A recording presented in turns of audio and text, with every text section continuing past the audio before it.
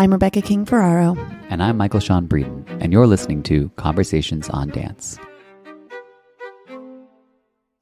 Today on Conversations on Dance, we are joined by Maria Kowroski, former principal dancer with the New York City Ballet and current artistic director of New Jersey Ballet. Maria chats with us about her training, her incredible career, some of her favorite memories on stage, then the opportunity to become the artistic director of New Jersey Ballet. She tells us about her focuses for the company, the challenges she has faced, and how she is forging a new path. Learn more about New Jersey Ballet and their upcoming 65th anniversary season on their website, njballet.org. Maria, thank you so much for joining us today. We've had you on a short list of people we've wanted on for years, but now what's exciting is that we can still talk about your illustrious career, but you also are an artistic director as well. So we have even more to chew on than we originally dreamt of. So thank you so much for coming on our show today. Yes, of course. I'm so happy to be here. Yeah.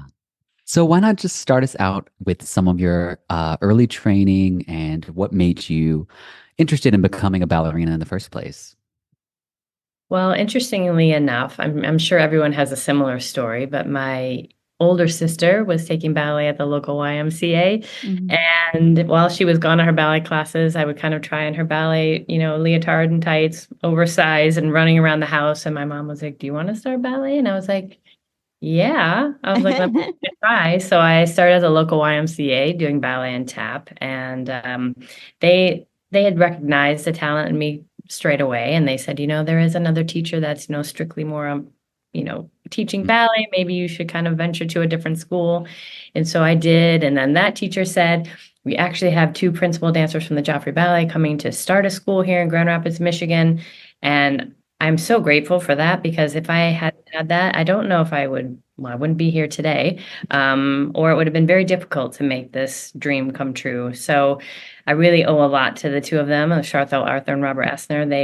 They came in and they gave me all this training, and kind of my dream was actually to be with the Joffrey Ballet as a young dancer, because that's what I knew. And then American Ballet Theater came in through went through Detroit, and I saw them perform, and of course Baryshnikov and Cynthia Harvey and Cynthia Gregory, and I was like, then that was my dream. And then, at the time, American Ballet Theater didn't have a school, a summer program or anything like that. So I didn't really know how to kind of get in there unless I moved to New York. And so I auditioned for the School of American Ballet, and I got accepted into that program, the summer program. And I went there, and of course was like blown away by that, because New York City Ballet didn't tour. Right. So I didn't have any exposure to them prior to that. And I was like, fascinated by the, fast movement, and it was so different for me. It was very challenging, and I didn't know if it was quite right for me, but I was intrigued and, just couldn't wait to keep coming to class and learning new things. And then I watched New York City Ballet during the summer program, and I was like, I think my first program was like Who Cares and Stars and Stripes, and it was all American, and I was like, oh, this is amazing. And so that was kind of my, first time going, this is where I want to be. And then everything else kind of fell to the wayside. I was like, okay, I want to be with New York City Ballet now. I love that you had these teachers early on that recognized something in you and pushed you in the right direction by saying, you should go to a different school. You need a different kind of training. I think sometimes for schools, there could be weird politics, right? Where they don't want to let a student go. And so it's very interesting how that's so important as a part of your journey to kind of end up where you needed to be for that training.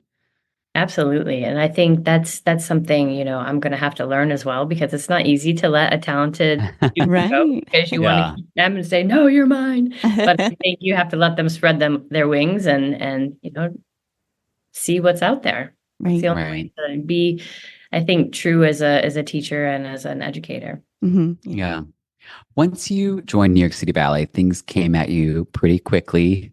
And, it's a common enough story, you're on the rise, like right away, you get a million big parts, but every individual who has that meteoric rise deals with it differently. And I also feel like your situation had it was a very specific time period where we're about 10 years out from Balanchine's death, and everyone is looking for a replacement for those very beloved dancers and to continue on that legacy. So I'm wondering how, with that very specific pressure, um, you felt affected, or what that bonus pressure did for your experience being such a quick riser.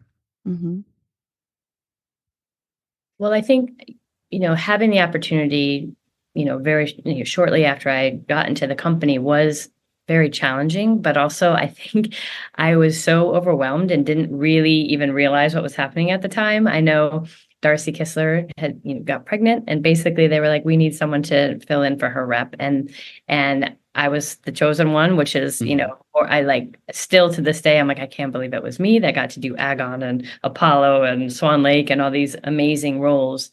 And I think in the beginning, I know there was a lot of comparison to Suzanne Farrell. And of course, like, how can you not be so flattered? Like, that's, I mean, she was the star, the muse of Balanchine. Of course, I was like, this is amazing.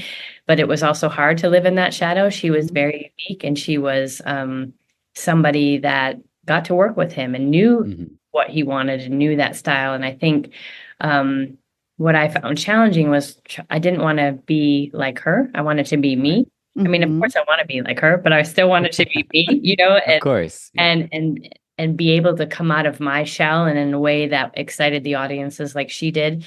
And that I found difficult. And I think it took actually many years for me to kind of not be in that shadow anymore, and to really just say, you know what, I've built my career now, and now it's time for me to be me and grow and shine in the way that I was supposed to, and not in anyone else's light. And I think that was very interesting for about the first 10 years. And I had a lot of injuries too at the time. So that also kind of being thrown into a lot of roles, plus doing the core roles that I had, and I hadn't really, gotten promoted quite yet, that it was like a lot. And I don't want to say a lot too soon, because that's not really, at the time, you just want everything. You're just like, you're excited just to have that opportunity. But it did feel like a lot. And I think continuing to do the core roles, my body wasn't really strong enough. So I think it came with a lot of challenges in that way too, is like, how do you maintain the strength and also being put into the spotlight and being compared to someone else? How does that feel? And I think the injuries actually helped me understand a little bit, because I had that time off to kind of, look back at that time and go, okay, I've learned a lot. Doesn't mean everything that I've learned I can take forward and become more of myself when I take the stage and when I take these roles on. And I think also having the coaches that were willing to allow me to explore who I am as a dancer and say, okay, they were like, I know Karen von Aldringen was like, oh, Balanchine would have loved you. And I mean, we don't know that. Maybe he would have liked me. I don't know. But I was happy that she, it always was reassuring to know that she thought that and he liked her so much. But I think that gave me a little bit of a confidence to explore those different, sides of myself and how I could approach the roles differently and bring myself to them. Right.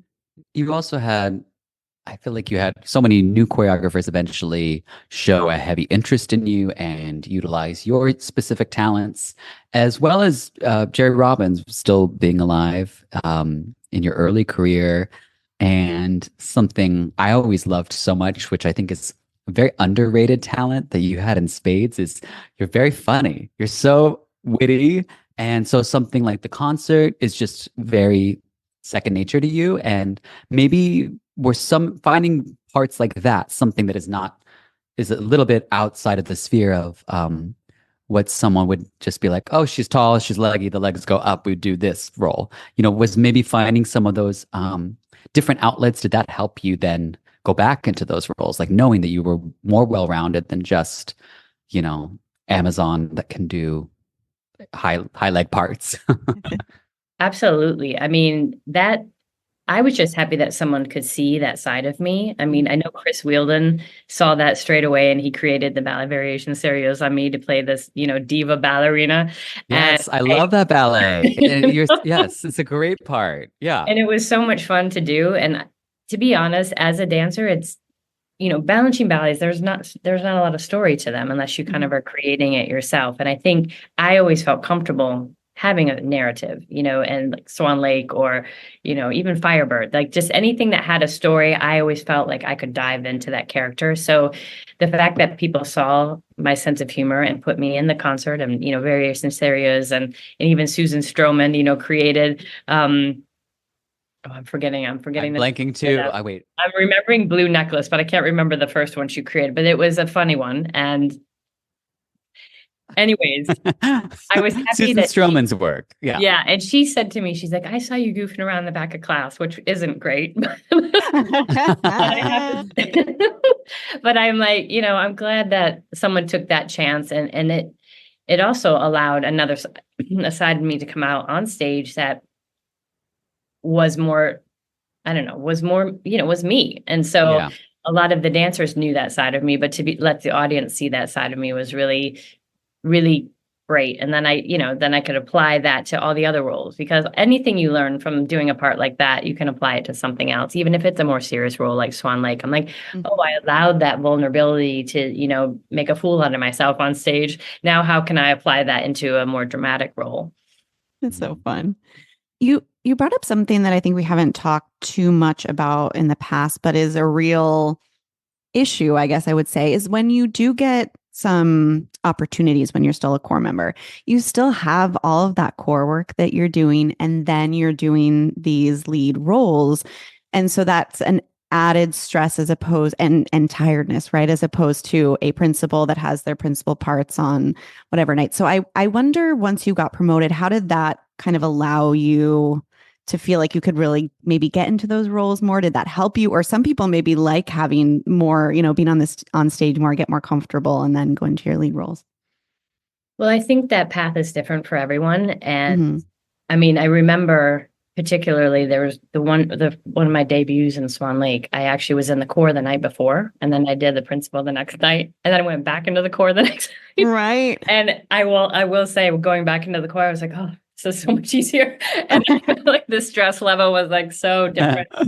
But I think, sometimes when you get promoted as soloist, you don't dance as much, and it is challenging to kind of keep yourself fit and keep yourself going. But fortunately, I did have a lot of roles that kept me busy and kept me going. And the trajectory was that I was going to be on stage quite a bit. And I didn't really slow down very much. I didn't really slow down very much until after some of my injuries. And then obviously as I got older, then I felt like, I did less and less and less. But I didn't really, for me, it was, I continued to have a lot of performance opportunities. So that I was grateful for that, because it did, the more you're on stage, the more comfortable you are, and the more you're able to kind of be yourself. And I did love being on stage, not every night, because you always need like a little, downtime. But I do feel like just to be on stage every night, you go out there, you don't have the nerves as much, and you can just be. And I think that being in the corps, that's really helpful, that you get to be out there every night. But when you, I know a lot of the principal dancers perform a lot too, but it does help. It really does. Right. Yeah. Something that I feel like now things have changed. One City Ballet brought in block programming, where every program is exactly identical. And also just the structure of the weeks. The company didn't used to have a fall season, so you'd have very long winter and spring seasons. Just a healthy reminder for our listeners, like the 90s and early aughts of City Ballet schedules were insane, right? Like, I mean, you kind of, you're like, okay, I have to go back and forth between Swan Lake, core, and lead. But it wasn't just that. It's that you're doing triple bills every night that are completely different.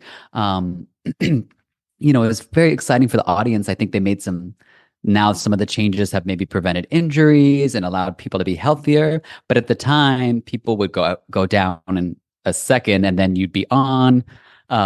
So I just want to paint a clear picture for just how crazy your schedule was at that point in time. Like, as you were becoming a principal dancer, that it was just relentless, like 8-9 weeks of seven shows a week, really crazy. It was really intense. And, I think back because, dancers complaining now about the workload, and I'm like, but I don't want to be for those people either. That's like, well, in my day. Yeah. But, I remember actually watching Wendy Whalen do 3 principal roles a night. And I always was like, I don't know how she's doing this. And then it kind of started to happen to me where it was like, maybe they weren't as demanding. It wasn't like theme and variations, concerto barocco, and, like these hard things. Oh my God. There was some hard, there was some really hard evenings where I didn't know how I got through it. And for me, I was always a little, always trying to gain strength. So sometimes that was great for me because I could just be like, the stronger I am, the easier this is all going to be for me. Yeah. Yeah. And so that worked in my favor. But then you did have the other side where you're like, my tendon is on fire. How am I going to do this? And I'm like sticking my foot in an ice bucket before I perform, after I perform, and just trying to kind of get through. And thank goodness for physical therapy. And, now there's a lot more, access to all of that. But I think it was very, very challenging. And I think the one memory I have is my debut in Fourth Movement Western Symphony. I had done Firebird Monsters right before. So I was just out on stage, not even, in this big puffy costume, just, doing nothing with my hair all done and ready to go for the debut. And I just remember I was like, I can't believe I did that, like how did I even focus on this role when I was like doing all this other stuff before that? And even Prodigal Son, my first Prodigal Son, I did Faust, the Corn Faust, and I had on all my prodigal makeup with extreme eyes and everything. And I was in the corps doing the whole thing. I like got off stage, quickly put my hair up. Put your hair up. Put the the big hat on and the tape, and went out there and did my debut. It was like, it was a lot. It was a lot back then, and grateful for all of it, and maybe it helped with some of the nerves. I don't know. I was just gonna say, because then you're not just like sitting there like in with your hair done and your hat on, just going like, oh my God. You just kind of are like, I gotta do this, and then it's just gonna go. Right. And it's just gonna happen so fast. Right. Yeah. Oh my gosh, that's crazy. But something I feel like everyone said about you the last section of your career is that you maintained and continued to grow and became even more compelling. It was definitely not a scenario where people were like, we need to get Maria off stage. It's like the retirement came up and it was just like, man, like this is someone who, baby fawn Maria at 18 was doing all these crazy things. And here she is all this time later. And I just still have to go to the theater to see her. And the growth has just been exponential. So maybe you could speak to how in the later years you maintain inspiration, that the way that you continue to grow and foster yourself artistically to make those such fruitful and important years of your career.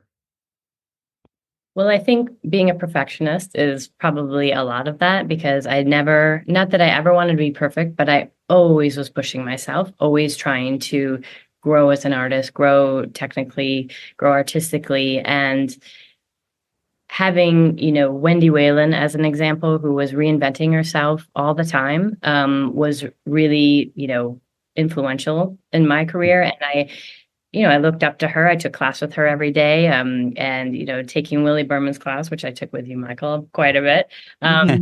He helped me understand my body too. And I think I never was satisfied with how I performed. I always wanted to do more. I always wanted to grow. I always wanted to be better. And I think, Willie Berman really did help me understand how to use my body and make it able to move fast. And when I would watch videos of myself, I was like, especially when the early years, I was like, like I had to stop watching because it was just too hard. It was just too hard. So then I was like, how can I do that? How can I watch a video of myself and not feel upset? So I started to look at it as like I was a teacher. And I said, I'm going to look at myself as a student, and that's not me. I'm just going to see what I can correct and what I can fix. And I think a lot of that, technically getting better was, due to that. But I think artistically, a lot of the choreographers I worked with, I felt were pushing me in a new way. And I always wanted to take what I learned from them and apply it to some of these more difficult ballets that maybe I was struggling with, and how could I push myself to another level, and make these ballets, put my stamp on these ballets. And And the people that I was working with, I remember, working with Lisa Jackson on Mozartiana. And I just said, I love this ballet so much. I just feel like I could do it better. I want to do it better. And she just said, don't try not to be like anyone else. She's like, you be you. And she goes, because this is a great vehicle for you. It's everything, like, this is a wonderful ballet for you to kind of grow and push yourself, and the musicality. And, not everybody loves Mozartiana. I think it's such a ballerina ballet. Yeah. But it's like one of my favorites, and one of the ballets that I felt I was able to really grow in and push myself artistically, that and Diamonds as well. And also having the opportunity to work with Suzanne, where she also said to me, she didn't want me to be like her. She was not saying, and I remember asking her in the rehearsal, I had done, one of those beautiful developes with the hand that she had always done, which she probably just threw in there. It was probably, everyone does it, Right. And I had said to her, I go, was that okay? And she's like, you didn't commit to it. And I was like, and that just was everything to me. And I was like, it was all about, the reason she was so amazing is because she threw herself into every role without thinking about anything else. And not trying to be like anyone else, being herself, feeling that, that freedom and that abandonment. And I think that was something that was hard for me, I think, because I always felt like I was trying to fill this mold or, be someone else. And just to have her say that and to have Lisa say that to me, it opened up a lot of doors where I was like, yeah, what am I going to, I have how many years left? I think a lot of this happened, right towards the end of my career as well, where I was like, what am I waiting for? What am I going to always have regret? I should have done this ballet like this. I could have done more, which I still could have. I think now being on the, on the other side of it, I'm like, oh, if I had only, if I'd only done this, I heard the music this way, there's like, I think when you stop learning, when you stop pushing yourself is when you shouldn't be on the stage anymore. And I never did that. I always pushed, and I always wanted to be better and, enjoy that process more. I didn't want to be nervous. I was like, let me see what more I can explore. And when I was injured, I would listen to the music over and over again. And I'm like, oh, I didn't hear that before. There was a lot of things that kind of encouraged me to keep going, but also keep exploring each ballet that I did. Yeah. I wonder if, so you've had such an amazing career and you've danced so many amazing ballets. Is it possible that you could choose 3 favorite roles that you danced? I know there's a lot. She's thinking because there's a lot to go through. It's a long catalog. It's so great. I mean, I think it's hard. 3 is really hard, but we can do 5.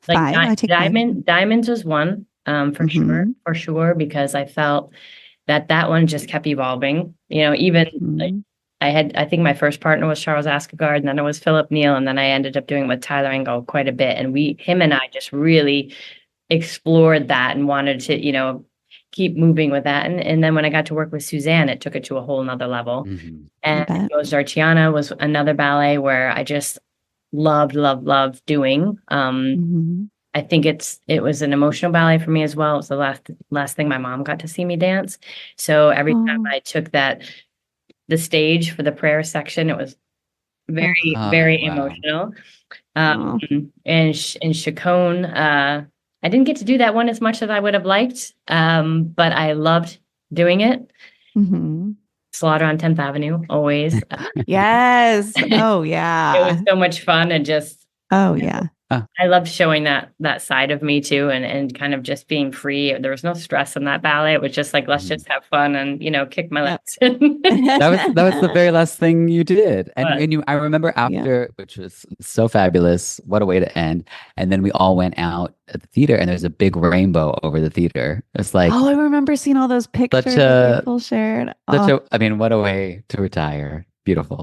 And the story behind that, which is, I don't want to get emotional now, but so when I got married, my mom had passed away before I got married, and on that day there was a big rainbow over our wedding, and so to hear that was outside the theater I knew that she was there. And I just, Ugh. I couldn't believe it because everyone took pictures of it. Everyone saw it. I didn't get to see it, but Oh no. I can't believe, like, it's just crazy how all of that works. And Wow. someone had said to me at one point, you'll know when she's there, like you're going to see a lot of signs, and there's no way she would have missed that day. There's no way Oh. she would have been there, like in the front row if she could have been. So the fact that that happened, was very special.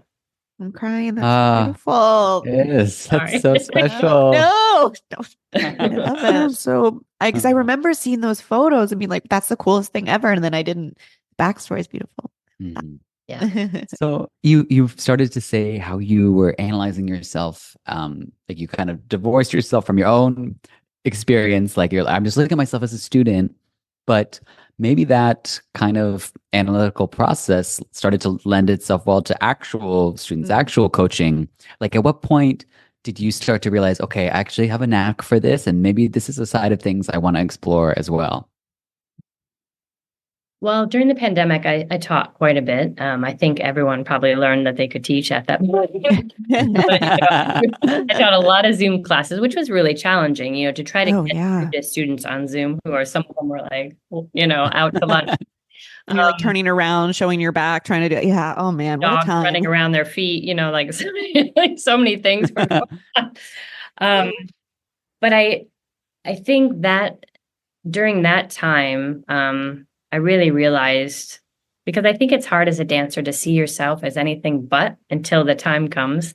But I knew the Right. time was approaching. I knew that I had to make a shift, and I really enjoyed teaching. And I moved to Minnesota for a little bit during the pandemic, and I was teaching at a dance convention school. And I found it really challenging to not be with dancers that just wanted to do ballet. They were focused on other things. Mhm. And Yeah. I remember being very frustrated, and I came home and my husband's like, you just have to find a way to get through to them. Mhm. And it took a lot for me to figure out how to do that. And I was there for about 4 or 5 months, but by the end, I was so attached to these dancers, and I had Aw. a way to get through to them. And they were crying. I was crying, and I was like, okay, all right. So now I figured out I do know how to do that. I can teach and get through to even dancers that don't want to be professionals or, be ballet dancers. Mhm. Like, now how can I, keep going with this? I always loved coaching. Jonathan Stafford had asked me to coach Lauren Lovett and Harrison Ball and Swan Lake.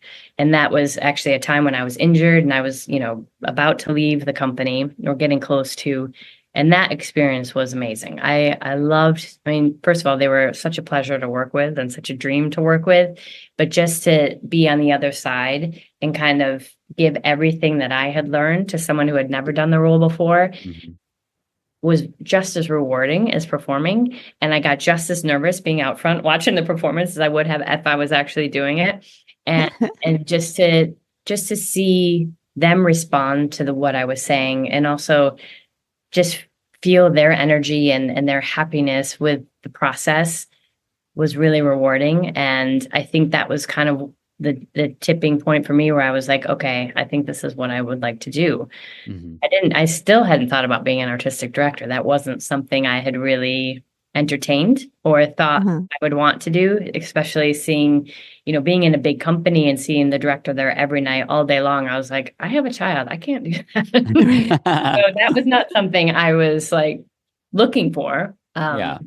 So I think when all of this kind of presented itself to me, I had to really kind of dig deep to see if that was something I wanted to do. I knew I always wanted to coach. That was something I knew I wanted to do, but directing a company was a whole other challenge that I was not sure if I wanted to go towards. Right. Yeah. Right. So what were maybe some of the challenges? Like, okay, you're going to come in, you're going to love working with the roster that you assemble. Like you feel natural, you have natural gifts for. But what were some of the aspects of being a director that you were like, oof, either I have to work on that, or you just doesn't appeal to you, or what were some of those things that you've since, sought to work to move through? I mean, being a dancer and then going into a directorship is like so different. Oh my Because God. as a ballerina, you're taking care of yourself and that's about it. Yeah. Now I'm responsible for like this entire organization, everything that, from the production to the dancers, to the staff, to wardrobe, to the music, everything, and Wow. it's a beast and it's a challenge every single day. And I'm learning a lot. I'm also learning sometimes I have the ability to kind of be a little like, maybe this, maybe not. And I have to be very direct with my actions. I have to make decisions quickly. I can't beat around the bush.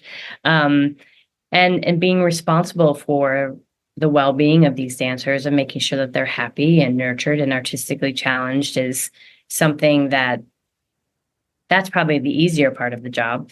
It's all the other stuff that's, a little bit more challenging, like raising the money and making sure that, the dancers have the work weeks that they deserve and the health benefits. And those kind of things are more of a challenge and trying to get an audience. I think the pandemic has made it very hard for a lot of companies around the country to kind of get back on their feet. And this company in particular was probably not in the best position before the pandemic. In the years prior to that, it was kind of just floating.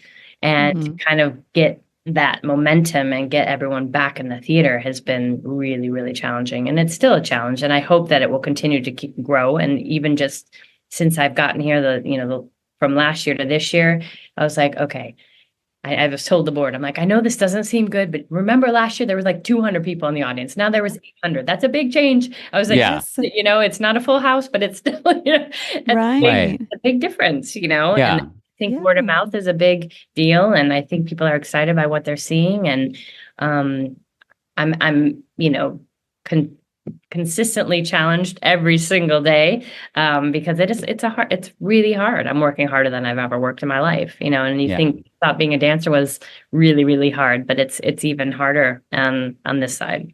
It is. Yeah. But I'm wondering, like, what's your starting point? Because to me, like as an outsider, before this interview, I'm thinking that a very clear starting point for you that you're bringing in is just you're starting with really good rep. That seems to be like the jumping off point. Like it's like if you have good ballets and you get good dancers to dance them well, an audience is going to like it, right? Is that your thought process? Well, yeah, you're pretty close on that. It's also just kind of really trying to hear the community and what they like. We all know everybody likes the Nutcracker, right? It's just like that everyone's going to come to the Nutcracker. And, Cinderella and Sleeping Beauty. And I'm like, yes, those ballets are lovely. I know that we have to do them. And I know the dancers want to do them as well, but I'm like, what can I bring in that will, really excite the audience and listening to what they've asked for. Some people wanted some more contemporary work. Some people wanted, the feel good. Some people wanted something like, Fancy Free, where it's got a Broadway feel. And just to see, and Rubies was like a massive success here. Everyone loved Rubies, and I didn't know how they would like that because there's no, but and the interesting thing is a lot of people are preferring the repertory programs as opposed to the full lengths. And that's great. That's what I would love to happen. Yeah. Yeah. Dancers, appreciate that more and enjoy doing that more. Yeah. It's going to take some time to be able to kind of really get an audience for that are consistent. But you're absolutely right. It's kind of just, all right, what ballets can well-known choreographers that I can bring in and excite this community. Yeah. And so after you kind of think about that, you can have a wish list, but there's so much more that goes into it, right? The cost of it, the costuming, like what are you learning about those sides of it? Like as dancers, we know that goes into it, which I'm sure you knew going in, but then it's just, I can't even imagine what it's like to actually go through the process and the budgeting and all that. Well, if I could have everything I wanted, this company would be amazing. But I can't. And I have to really be conservative, especially as you're rebuilding what you can and cannot do. And the cost of a ballet, I'm absolutely shocked at how much ballets cost and how much you have to pay the choreographer to get that ballet, and then you have to pay the repetitor director or coach to come in and set it, and then you have to pay the license, and then you have to pay there's lighting and rights, and there's so many things that go into that. And I will say people have been so generous. Lauren Lovitz donated ballets to me. Christopher Wheeldon has donated ballets to me. Oh, People have waived their fees. Justin Peck, took a lower fee. Everyone has been the Balanchine Trust, the Robbins Trust, they've been accommodating just to give me these works. So I know that's not going to last forever, and I'm enjoying it right now because I think it's amazing. Everyone has really tried to help and support this, and see me kind of wow. succeed. I mean, I'm assuming that's why they're doing this. Nobody wants anyone to fail, I don't think. So I'm so appreciative of that, because that otherwise I don't want to say, the rep that New Jersey Ballet had before was, good. And I looked at a lot of videos and I was like, what would I want to do? And a lot of it, I was like, I think we just need to start fresh, and let's just bring in some ballets that people know now and have a name and a choreographer that people recognize, so we can kind of just build some momentum and get people behind us. Yeah. Absolutely. So, now you are getting this sort of backbone for the company. What are maybe some goals that you have for the repertoire moving forward, and how do you see it expanding from here? Well, I mean, so my first year, I was kind of told to do a vision plan for 3 to 5 years. And a lot of it has already happened, but a lot of it has not. And I think the number one goal for me is to raise the budget of the company so I can hire dancers right now I'm having a lot of turnover because our contract isn't competitive with a lot of other small companies. So I have a lot of dancers saying, well, I was offered health insurance and 36 weeks of work, and so I'm leaving. I'm like, and I can't compete with that right now. So I think that's been my focus since I got here, is to have health insurance and to have more work weeks. That's like my number one thing. And then of course I always look at the dancers in the company and what rep would be good for them and then good for the audience. I think all of the ballets that we do here need a little bit of what's the word? Renewal. They just need a little, everything needs to be revisited and brought to another level. All the costumes could be redone, the sets. There's a lot of things that could be rebuilt and structured in a nicer way. It's hard when a company's existed for 65 years. I mean, their number has been around for 65 years, and like some of the sets are falling apart, and they're like, we need a new door, we need a new tree, we need a new this, and I think that's definitely our number one priority. Nutcracker is our biggest, money maker.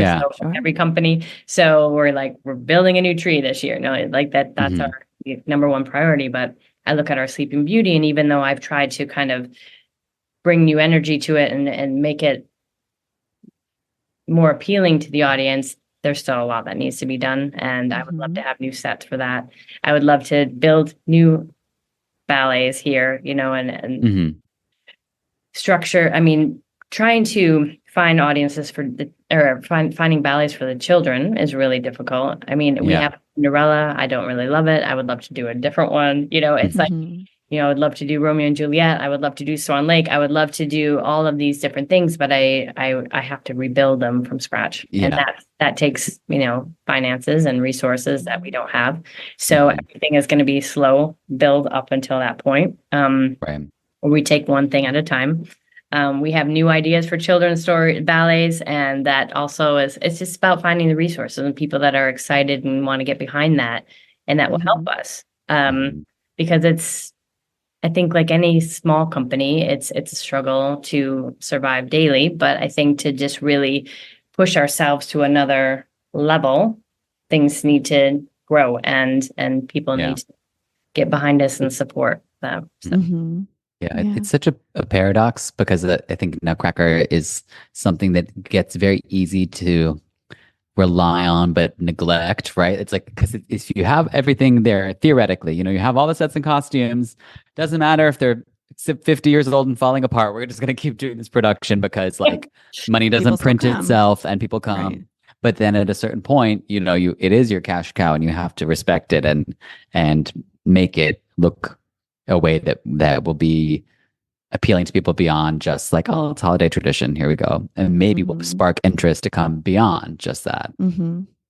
Yes, and especially with Nutcracker, because it's a new production to me, this version that they do, trying to make it more exciting and adding new things every year. Last year we redid the Arabian section, and I'm still not sure if that's quite the right direction I wanted to go, but I think just making changes, small changes every year. I think people who come every year like, oh, I saw that you changed the snow scene, and I saw that you added this or you did it. And I'm like, oh, I'm glad you're noticing, and that I think that keeps people coming back for more. And also for me, who's watching 15, 16 shows out front, it's I see, okay, we need to work on that. Now we need to do that. Now we need to do that. I mean, it's a never ending process, but sure.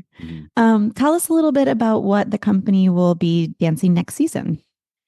Well, that's a very good question, because at the moment, we are going to be doing some ballets that we've done over the last couple of years. I would like to bring in some new ones, but I haven't gotten approval for them yet, so I don't want to say. The cat out of the bag yet. That's the other process that's very interesting, is reaching out to trusts and saying, allow us to do this piece. And to choreographers that I didn't work with, I have a little bit more, reluctancy to give me something if they don't know me and they don't know the company. So then you kind of have to prove yourself a little bit to get a ballet. And that's not something I had expected, I guess. But then again, I think it's their prerogative. That they should do that. Not everyone should do every ballet that they ask for. But we'll definitely do like Concerto Barocco again next season, and Rubies. I think we'll do Hallelujah Junction. We have you sign a license agreement for a certain amount of years. And so there's certain ballets that we have for like one more year. And my Murder Ballads was Justin Peck's ballet, and they only got to do it twice. So I'm happy that they, will put it back in the rep next year for them to do. And we have some new dancers coming in too. So they'll, get to do some of these new things that will be new to them, but not necessarily new to everyone else.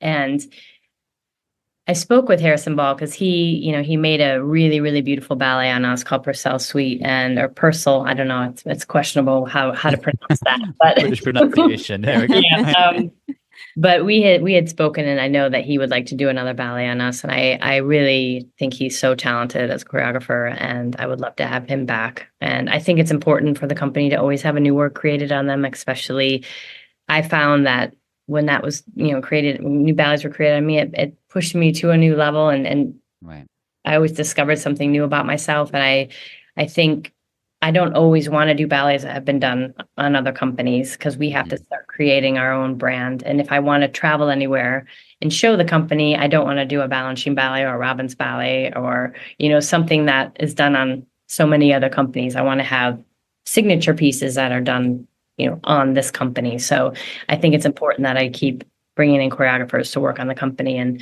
I think the challenge with that is sometimes, like any new choreography, maybe it's not a hit, maybe it is, it's not.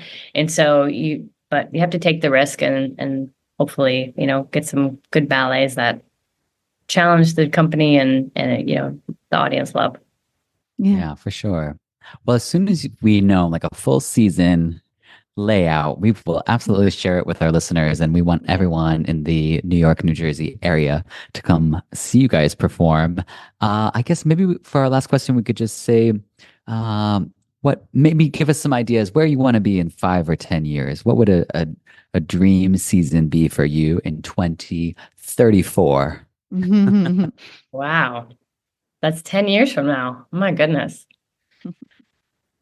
A dream. It's going to be a dream for sure. Well, it'd be wonderful to have our own theater. Yes. Where we had several performances where we didn't have to travel around the state. Although it's wonderful to travel in all these venues, but I think it would be nice to have a theater that, was strictly ours, where we had studios, and that would be wonderful.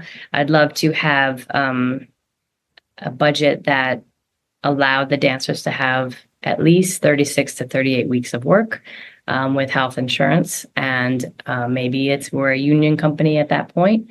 I would love to have all new sets and costumes for some full-length ballets that I would love to see: Romeo and Juliet and Swan Lake and Sleeping Beauty, Cinderella perhaps. a really wide range of rep that has been made on us that is successful. Maybe a company that has at least 30 dancers. Maybe we have a studio company. Maybe the trainee program is bigger. See, dreams. I love it. sounds Live wonderful. music for everything would be great Yes. too. That's Yes. probably number one besides the venue. I would love to have live music for every performance because, growing up with that, music is, everything. And see the music, hear the dance. And I think that would be amazing to have live music for every performance. So we'll check back with you in 10 years. We'll be there. 2034, we'll be there. I think it all sounds wonderful. You're obviously doing such a great job. So thank you for all the work you're doing there and for joining us today. Well, thank you so much for having me. It's been a pleasure to talk to you both. And I appreciate your interest in what's happening, after the other side of having a career at New York City Ballet. I really appreciate that. So thank you very much. Thank you. Conversations on Dance is part of the ACAST Creator Network. For more information, visit conversationsondancepod.com.